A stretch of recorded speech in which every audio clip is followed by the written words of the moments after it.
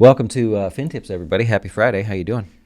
Everybody's good? This good. will not be going off today. Asking them again. All right, I like it. Yeah, you love it. silence this thing. That's a first. That you're stepping in the right direction on things. I'm starting to see some improvement. Thank you. I Report that to HR that he's improving. had some clients, not potential clients, come by that were also friends of the family, and we were sitting in the speakeasy going over some stuff, and my phone went bloop, bloop, bloop, bloop. It was going nuts, and she's like, most people probably silence their phones when they're in a meeting.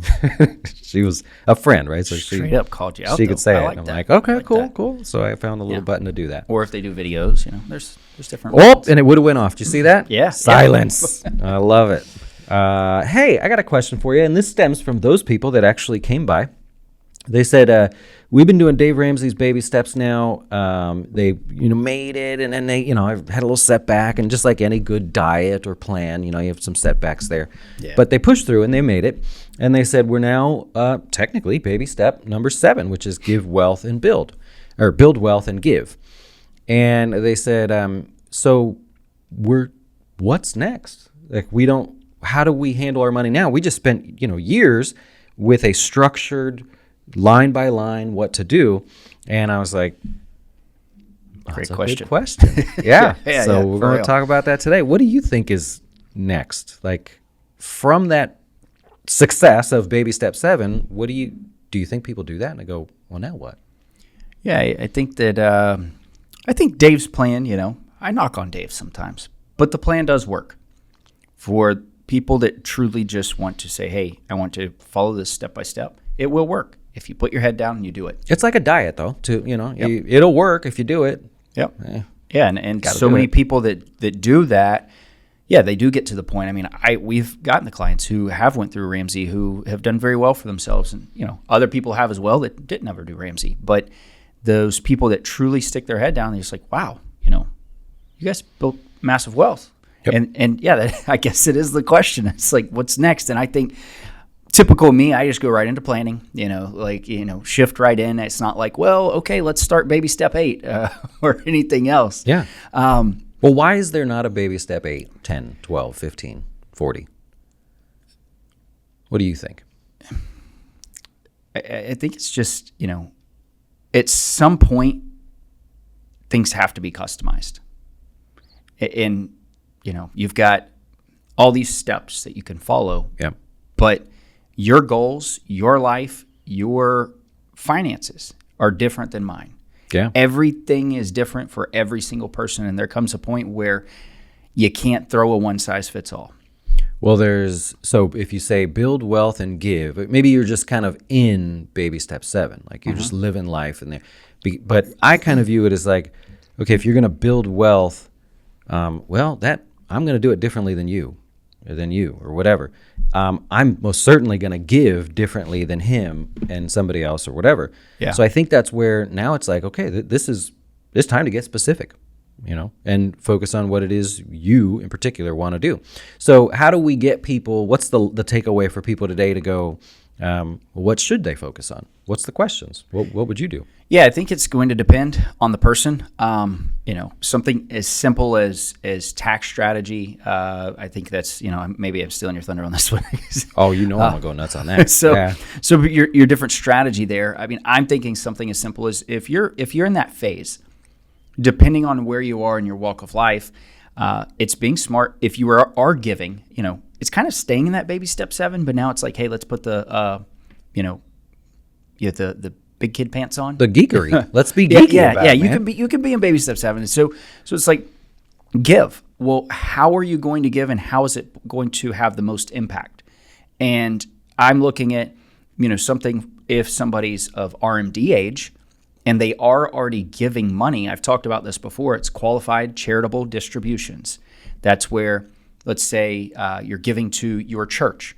And if you're giving to your church already, and why wouldn't you do the qualified charitable distribution where you can take your RMD, you can give that to the church, and it's not going to show up as taxable income? Because if not, if you take the RMD first and then give, well, now you have to give more than the standard deduction to see any impact here. And so this is an easy way to first, you're still giving, you're still being charitable, but now you're being tax efficient about it, which could also allow you to technically give even more money. Yep.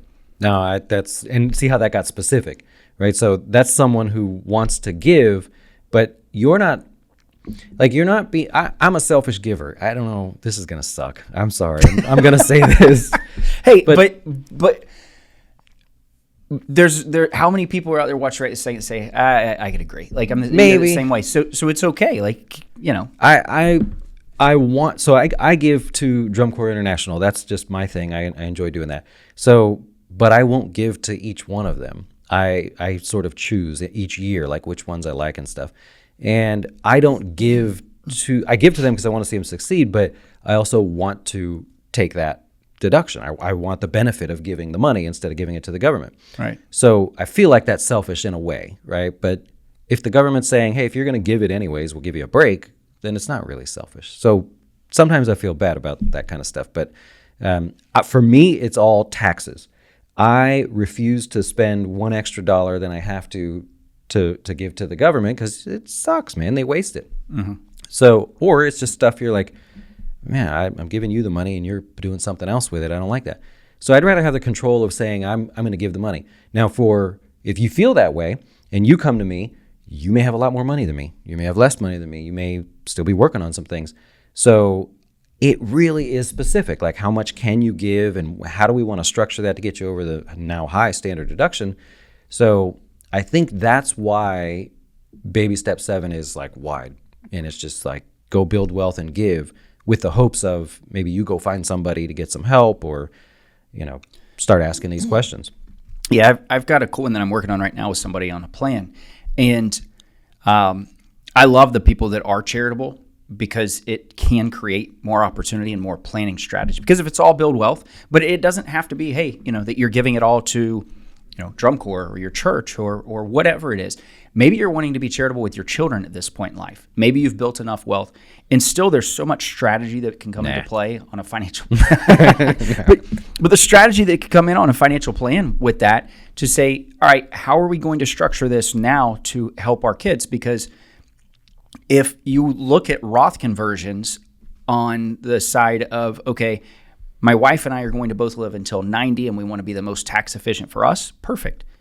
You're going to do it one way. But if you look on the other side and you say, I'm going to do Roth conversions for the sake that I want to make sure, I have a guy right now that's wanting to convert all of his assets because his daughter, he was, I think they're in their later 50s. Their daughter's still quite young. And they said, we want to go ahead and convert everything that we can because if something were to happen to us, we don't want her to have that tax burden. Okay. That's a totally separate, side of looking at it. And then you've got the person I'm working with right now, and this one's so fun to work on because their goal is to leave half of their assets to children and half of their assets to different ministries. Okay. And with that, we're talking through, okay, well, what does long-term care look like? Baby step 7, Dave talks about long-term care early on. Hey, at 55, you get long-term care insurance. I'm not as much of a fan of it. I don't sell it, number one. But number two, there's things to look at with long-term care insurance. And if it makes sense, it could break the bank. And we've heard so many, and this isn't a deterrent saying, hey, don't go get it. But it's something to truly look at the numbers and say, first, what's the value of it for your scenario? And second, making sure that it is going to pay out. A lot of people are having a lot of trouble, it seems as though we're hearing these stories at least, that they're having trouble getting the insurance companies to start paying for mom and dad who have had the long-term care insurance. And so in this certain scenario, we've talked through the potential for, working with an estate planning attorney, eventually developing an irrevocable trust where assets can be placed into a trust. Now, then, if long-term care does come into play, there is the fact that Medicaid would step in, though there's little weird things that have to happen. It has to happen. The Medicaid has a 5-year look back on this. So these are all things within that baby step that come into play with the planning, but that's what it's all about. It's all specific now. It's wealth and giving and all these weird things that you've got to come up with a cool strategy. You is one thing, for that person's another. You jog my memory on a family that wanted to convert to leave to their kids, and we ultimately ended up figuring out that one kid is currently a lawyer for like an environmental lawyer and does really well. But the other kid was always in the 4-H club, really likes gardening and stuff like that.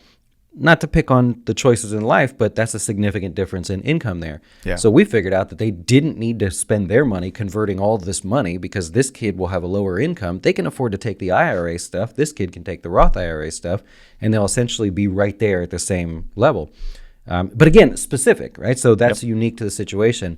And I think sort of to wrap it up was the moral of the story is if you're in baby step 7, it's time to start being specific. It's time to start asking questions. A client asking about Section 179 deductions. It's like, great, you asked that question. You knew enough to say there has to be something. So I said, let's back up and figure out what made you look into that. That made you, he said he wanted to save money on taxes. I'm like, great, okay, that's your focus. Let's go down that path. Just time to be a little specific with your dough. Get a little geeky. I love it. Well, I got to tell you. Oh, here we go. I got addicted to soap, Okay. but I'm clean now. Oh, yeah. I was addicted to placebos. I tried to quit, but it didn't matter. That's good. Actually, I was walking in. I've seen a lot of homeless people with dogs.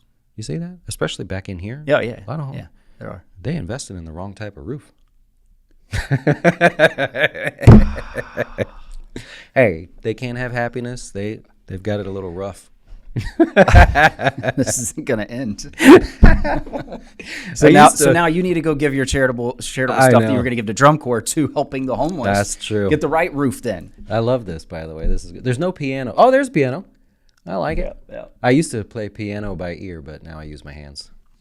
Oh my. Dude, I kid you not. We asked AI. Yeah. We asked it to write jokes. And then we said, no, I'm not corny enough. We went through the whole thing, and it spit out the most beautiful. Oh, it was incredible. Yeah, I've been drinking brake fluid, Okay. but I can stop anytime. Okay. I can't remember half of them. I have to but wow, I'm blown away at all the stuff that you can just rattle off. Oh, I named my dog Stay. Now he's so confused. Come here, Stay. Come here, Stay. All right, we got to end this. I don't know if this is getting. That was Stephen Wright joke. That was not mine. That's good. I love it. All right. Well, thanks everybody for watching. So, baby step 7. Yeah, there we go. It's next steps for you. Are you gonna knock this thing out? This baby step 7 thing? Is that what we're gonna do? Are we gonna sort of expand from that? Are we gonna define baby step 7? What do you mean? Like make it more like, how do we take something so general and say, here's at least a little something to get you moving in the right direction? Yeah.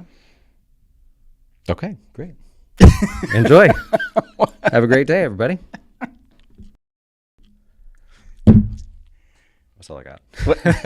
What did you mean by this? Well, like, Defining it. are we gonna try to should we go on? Should we expand on that so the people know, like, oh, baby step 7, build wealth and give. Okay, how in the hell do I build wealth? Well, you've done a great job so far, so let's figure out what that means to build wealth.